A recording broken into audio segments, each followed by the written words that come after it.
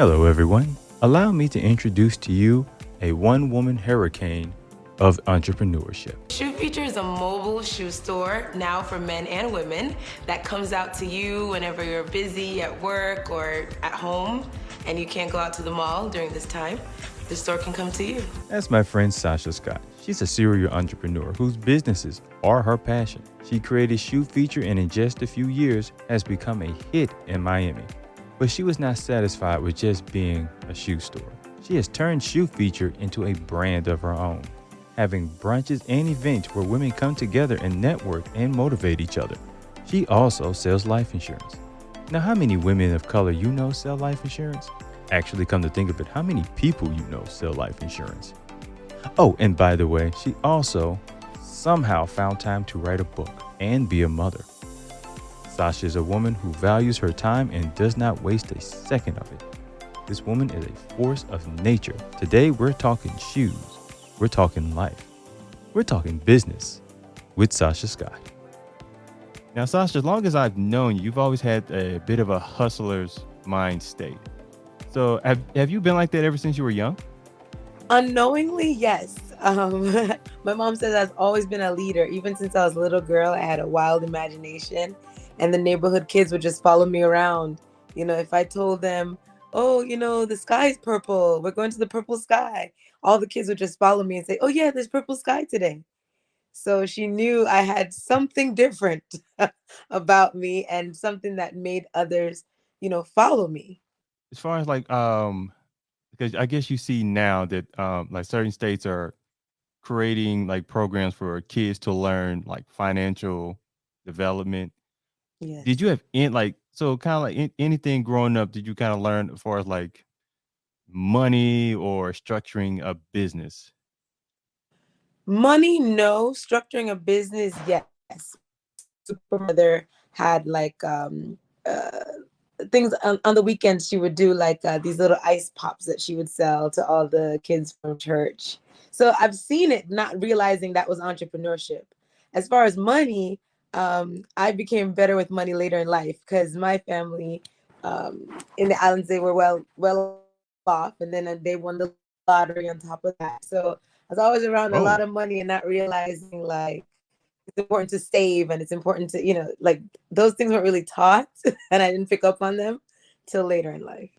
wow! I was not Look at expecting your that answer. face. Met a family of a lottery winner. How was Yeah, that? yeah. Because I've never Uh, worked. I've that always lost. Listen, it was at first it was somewhat normal because we already had a good life. But then when my grandfather would have like us have different drivers or tell us, don't go with strangers, you might get kidnapped. Like security was bumped up. That was the one change that I Okay. noticed was like this is not fun. Okay. The freedom is restricted. But um being able to get whatever you want at a young age can really set you up, unfortunately. I wouldn't say for failure, but if you know the price of everything and not the value, it can set you up for failure later on in life because you didn't work hard for it. You didn't, everything was given to you. Everything you ask for, you're given. So sometimes it doesn't set you up for success. So I guess you would say you probably didn't necessarily learn the value of a dollar growing up. Correct. Correct. That is I made myself want to learn the value of a dollar because I realized I need freedom. I don't honestly, it wasn't the value of a dollar I wanted to learn. I needed freedom.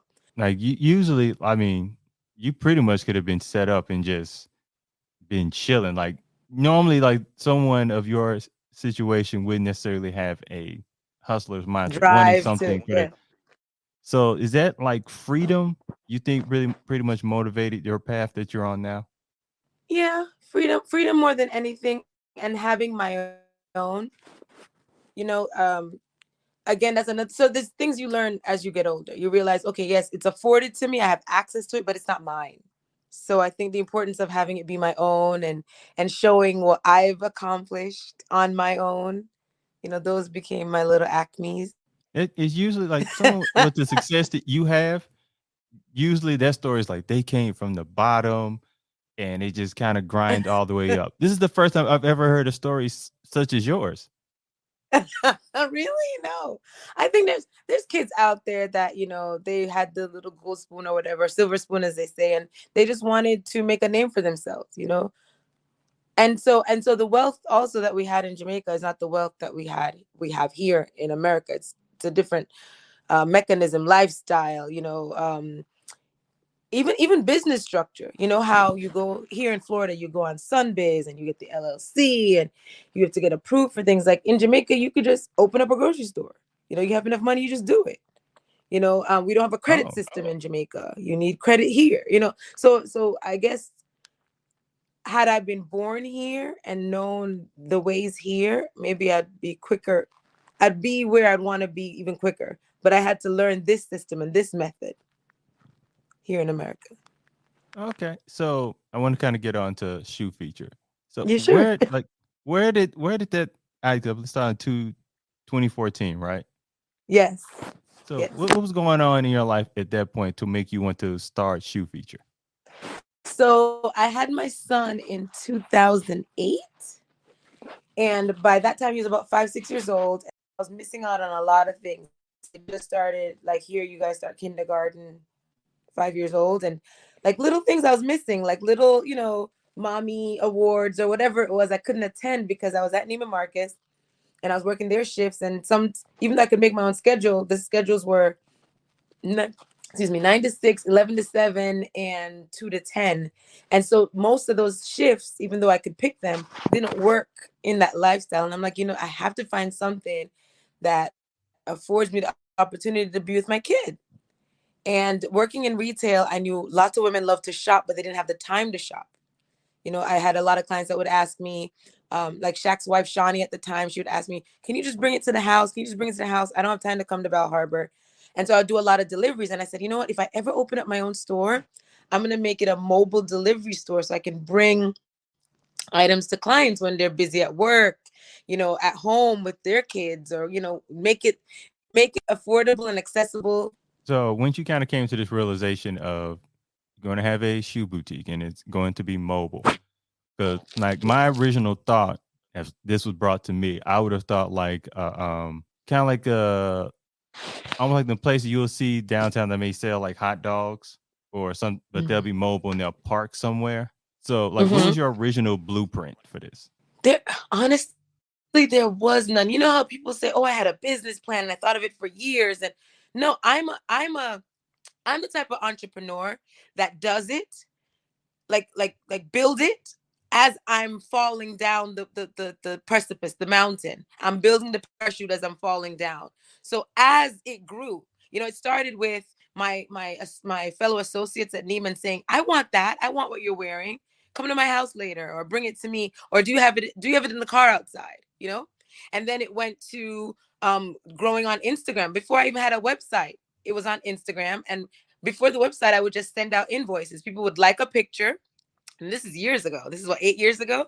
They would like a picture. They'd say, I want it. Okay. I'd send them an invoice through email, and then I'd ship it out. They pay the invoice. So I didn't even have a website the first year.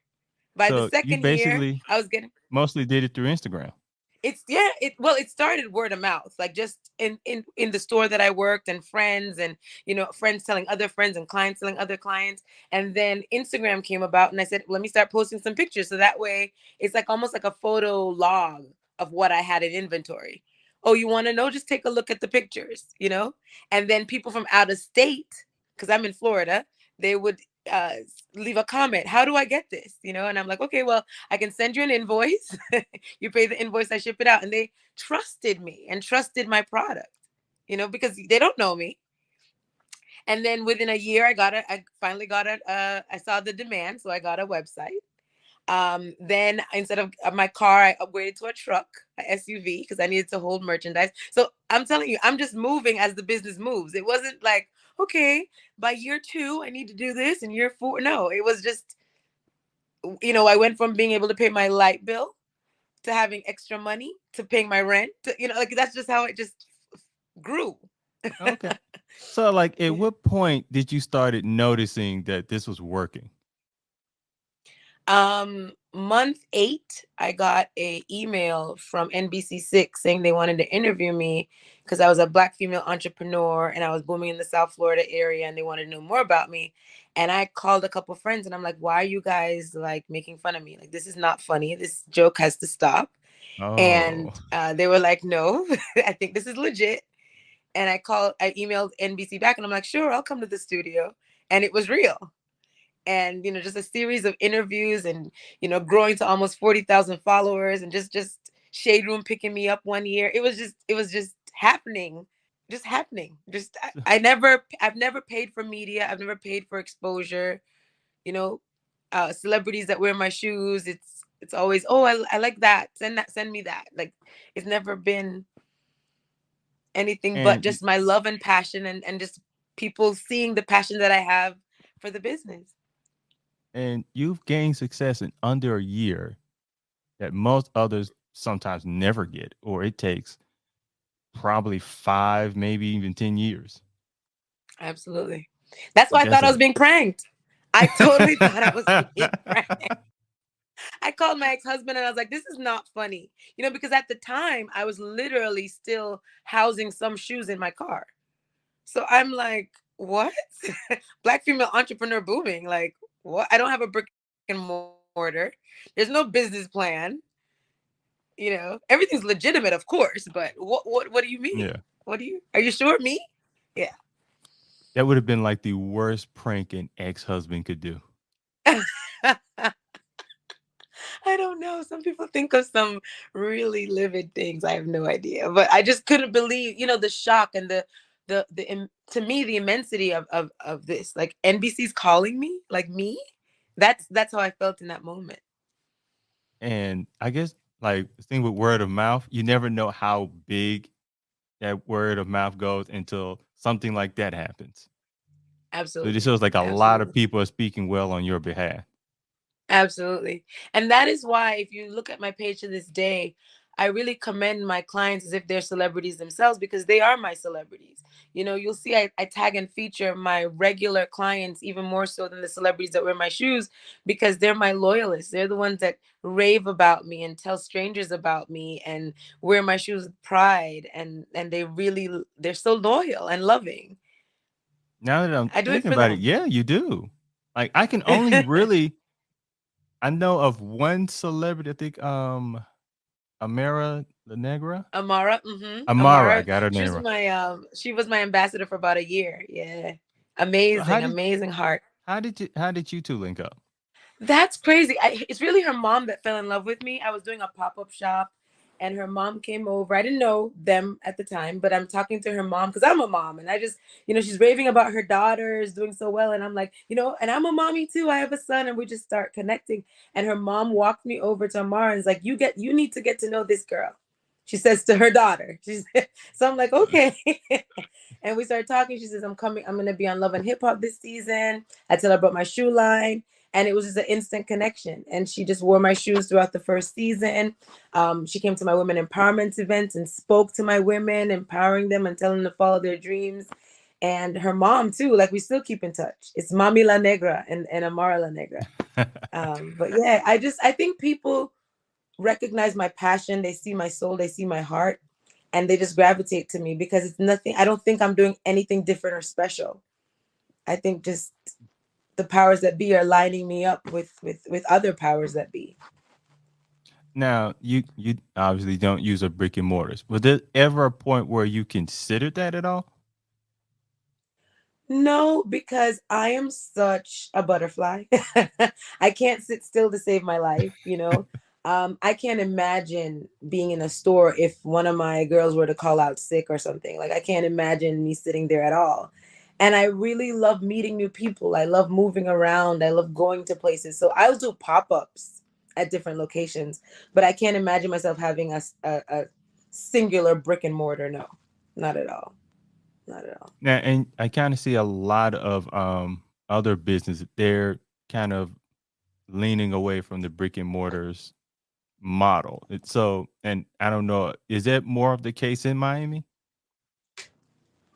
Well, it is. It definitely happened and spiraled in COVID.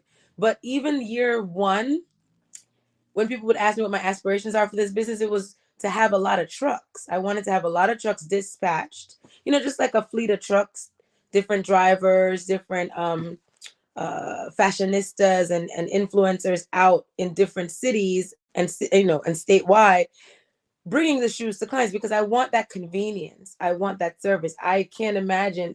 I was working in a store and seeing how a lot of sales were being missed because clients weren't able to come into the store. So I didn't want to follow their business model ever. COVID showed us that that's not the ideal either. Some things can be done virtual and through online and through popping up.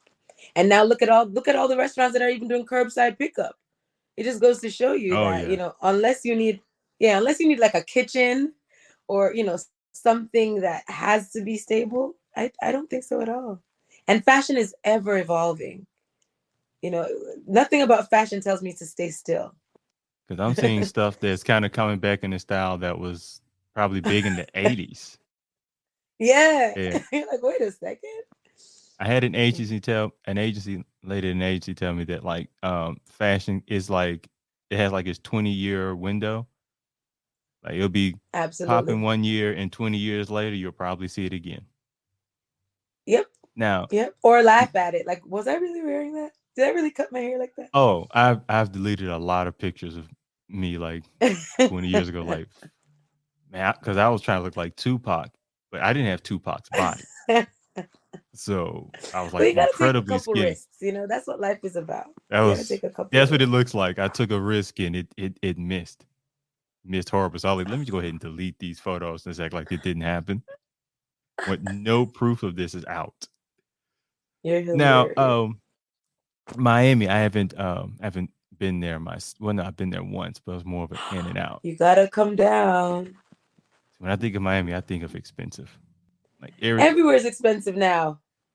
yeah, that is an excellent point. It's Everywhere expensive now. I had trepidation about buying a house, and this year I definitely will because my rent went up $400. There's a lot of yikes. things that inflation is pushing me to do that I had no desire to do prior. Now, again, you brought up inflation. So how are you kind of navigating your businesses through this inflation? Well, I'm a serial entrepreneur. I could be doing six things. I'm still thinking of the next big thing. During COVID, I invested in Moderna, thank God. I also got my 214 life insurance license.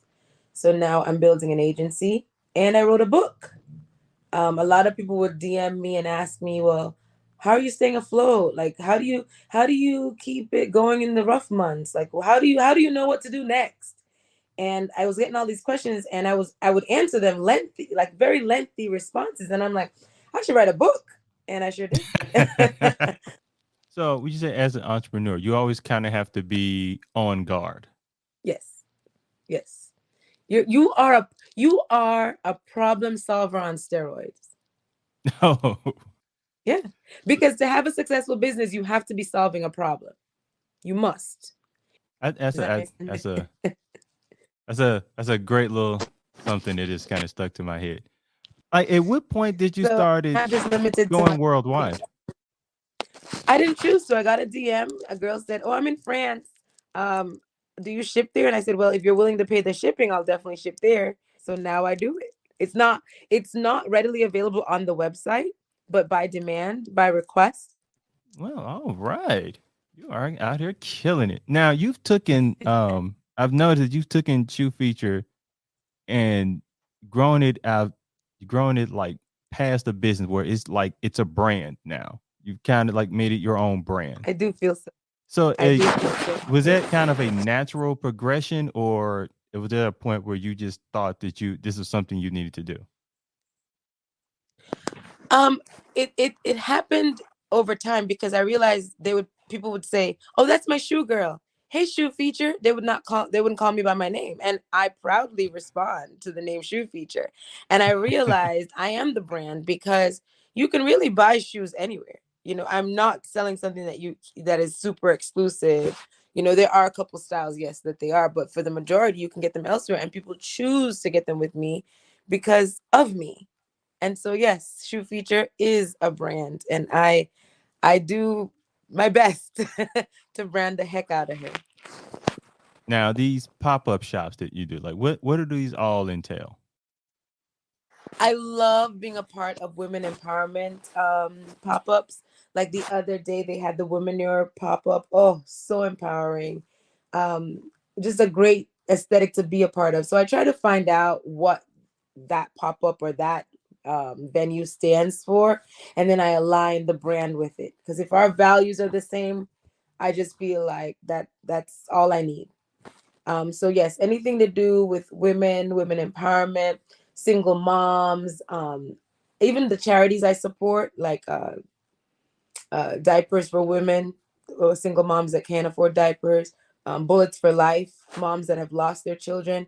So it's not that I'm sexist, okay? I definitely empower my men too, and men are We invited to the appreciate that. brunch. But I am a woman first, and I really do love empowering women. I mean, if you catch me talking down on a woman, you caught me on a horrendous day, because I feel like we have it so hard just being a woman. I don't have it in me to speak negatively of women. I feel like we are our sister's keeper. It's so important to look good, feel good, smell good, be financially ready, be mentally healthy, spiritually wealthy. Like I want it all for us. So I try to align myself with other women that think like me.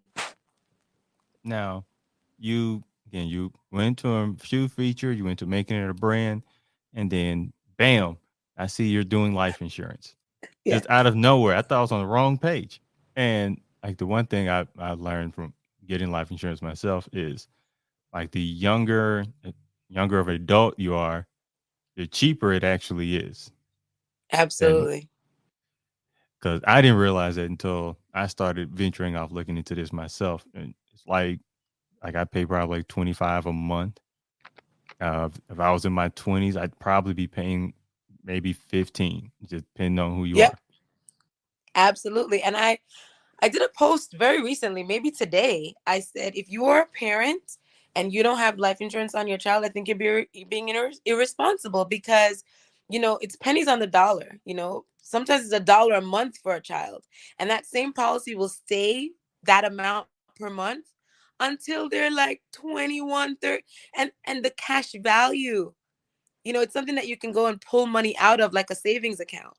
So and then when that kid is 18 and says, Mom, I need a car. Hey, I have a life insurance policy on you. You're still here. It's great, because if the day comes, God forbid, it's money to bury the person. But it has a lot of living benefits. And that's what I'm trying to advocate and help people understand, that right now while you're living, this is working. This is money working for you in the background. So, and that's another thing a lot of people don't realize that you can actually, because you would think you would only use that for, unfortunately, the worst. But so, how would one, again, if you wanted your child to, you wanted to use that life insurance to buy your kid their first car, once you trust that they can actually drive? So, how does one actually go about taking money from the life insurance to get this child a car? So let's say my son is 2 years old and I go out and get a policy for him. It's $1 a month, because really that's what it costs at that age. And years later he turns 18, because a lot of people that are financially astute do this. And he says, Mom, 16, Mom, I want a car. I can go look at the cash value of that policy that I've had now for 14 years, and pull out the cash value that I've accrued over time, and pay down on a car for him. And I use car because, that's just something that kids are going to want when they're older. But Oh there's so yeah. many things. He may want to start a business. He may want to go off to college. There's so many things. And that money was already, set aside for him or her as they age. And you don't touch that. And it's just a beautiful nest egg. Buy a home. There's so many things that you can do, because it surrenders cash value. So just, it, I wouldn't say savings account, because a savings account will never surrender the face value of a life insurance policy. If the life insurance policy is 100,000, you're not going to save 100,000 by putting $2 a month. Do you understand? Yeah. So that's the beauty of a life insurance policy, is that it has that beautiful, that huge face value if the person were to not wake up tomorrow. But while you're paying into it, it's accruing cash value like a savings account that you can access later. So I advocate for that like a crazy person. Like if you have a kid, get them covered. And then 9 times out of 10, it's you, the parent, that has access to it anyway because they're minors. Oh yeah, you don't want them touching that money. You don't Because want well, them buying all the video games in GameStop, you know? oh no, they're buying Yeezys now. Oh yeah, right. Oh no, and my son, he doesn't want the PlayStation. We had to build a CPU from scratch. What? You know, almost $2,000 later. Yeah. Yeah, they're not playing regular games anymore. Yeah. Ooh, I'm so glad I ain't got kids. Yeah. So these kids ain't helping during inflation. No. They're the ones inflating. He eats like a he's 13, but he eats like 21. Like I'm like, where is it going? Where is it going? Where's all this food going? And Uber Eats and Dash and all this stuff is not making life easier. You That's order who I something work from for. Uber Eats. So all these businesses, I really work for Uber Eats. Yeah. and that's just one child. If you had another one. Right. And it's gonna Lord, stay one. Oh, you're done. You're one and done. I'm done. Oh, yeah, I'm not even at one yet. No, I don't. see There's no kids. rush, by the way. There is no rush. Oh, I'm in Because no you know what's rush. funny? Yeah. I had him at 27 and I really felt like, oh my God, I'm so old to be having a kid. And now I'm way older and I'm like, this is when I should have really had a kid. Now is when I should have really had a kid. But if let's say if you did waited, do you think you would have even had time now to kind of like establish a relationship to that point to where you would have So had a what kid? I've learned in business, relationship, and having kids is there's no right time. There's no right time. There really isn't. Just You know, you got to do plan it. and you plan and you plan and you plan and you plan. And a lot of people are over planning. That's why they don't execute. They have this business in mind for years and they won't pull the trigger. Because I always You thinking know? of what may go wrong. Correct. Oh yeah, I have a bit of that mindset myself, and it is a point where the other side of my brain goes, "We either gonna do this or not." Right. Right. It's like And me, my problem is I probably moved too soon. Like I'm just like, I'll figure it out on my way down or my way up. But do you think with that kind of mindset that people are a little more, because they see you doing it, that people kind of are more receptive to work with you or even to help you or even become a client of yours? People look at it two ways. Some people might look at it and say, no, I'd rather have it more finished. You know, I'd rather have everything just perfect. This looks too disorganized or this looks crazy, you know, to some. And to some, I look so relatable.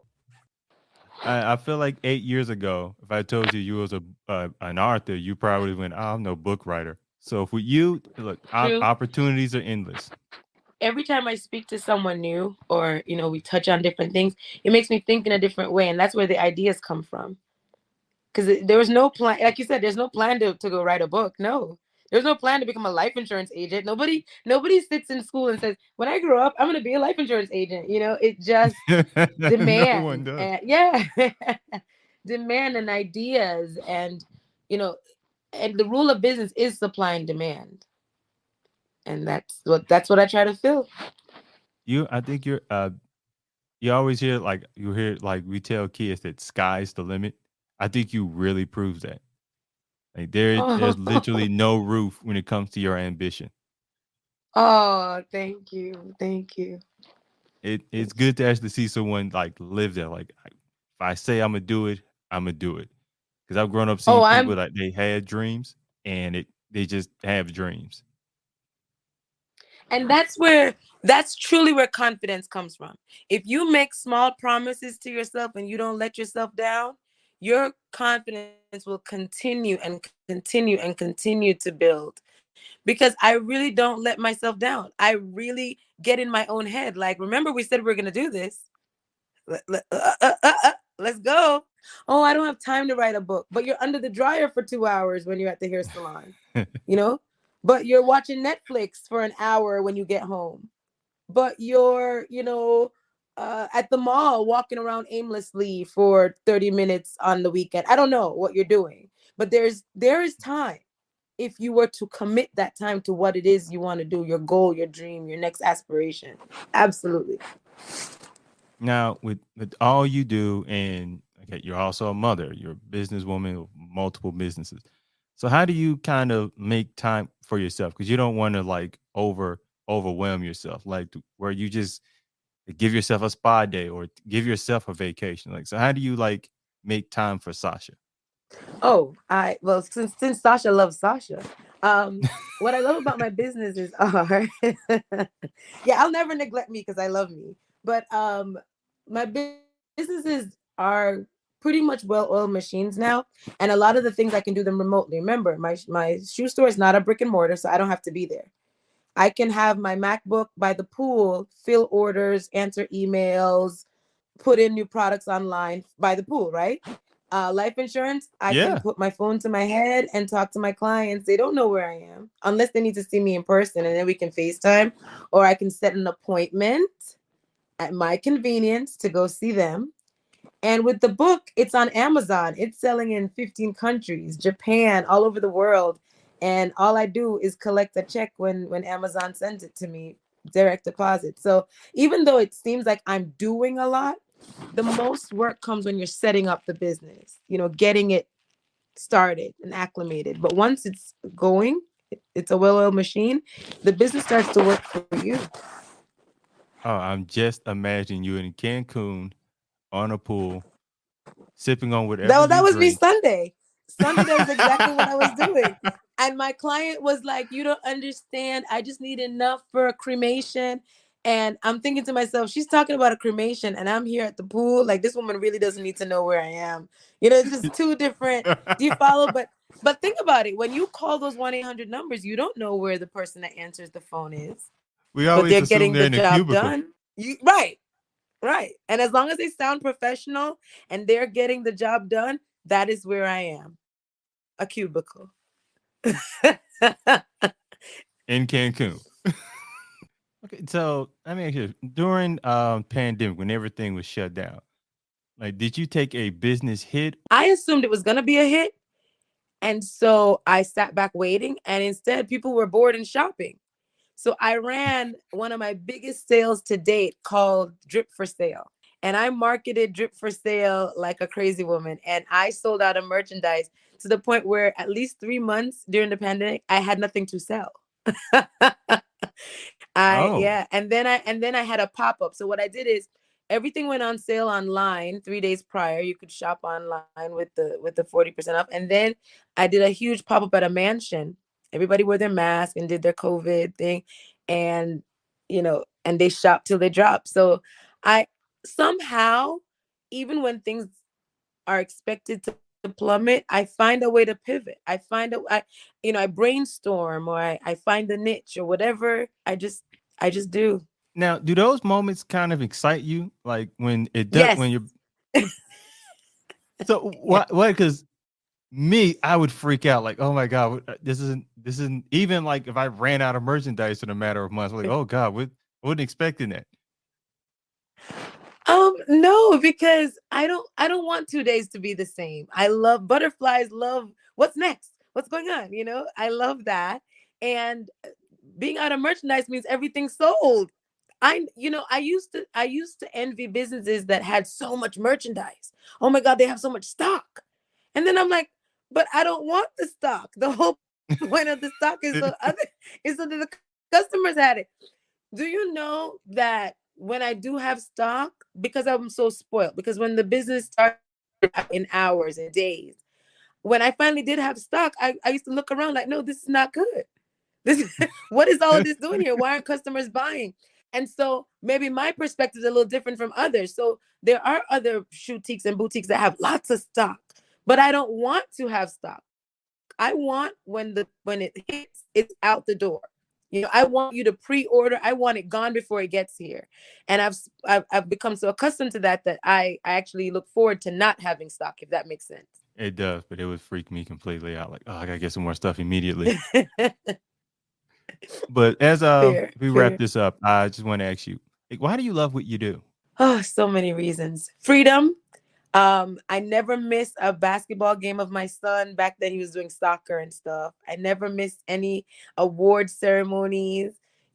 I've really watched my son grow. Like, we have such a great relationship. I don't miss brunch. I have an amazing personal life.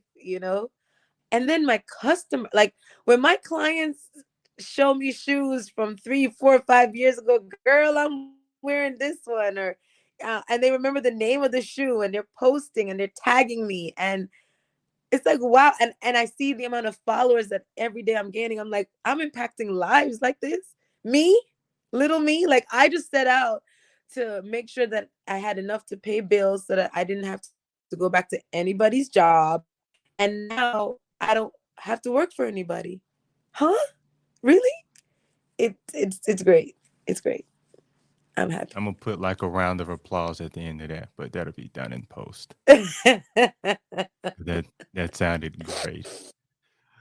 Well, No, you Sasha, brought that out of thank me, you. because until you asked, I wouldn't even have realized how much.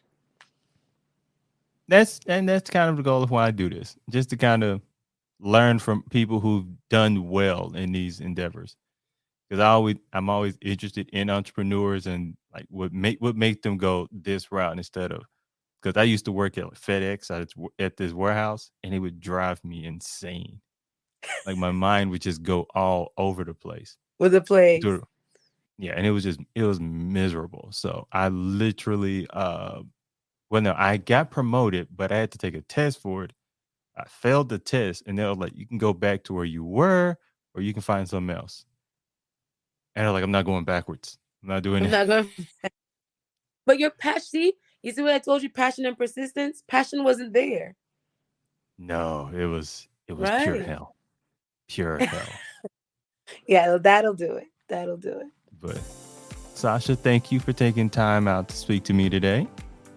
Thank you for having me. I'm so honored. I'm even more inspired to go work harder tomorrow. I honestly, at this point, I wouldn't be surprised if you popped up with a new business tomorrow. Like, You're awesome. You are a whole company in one woman. Oh, you are a force of nature. Wow.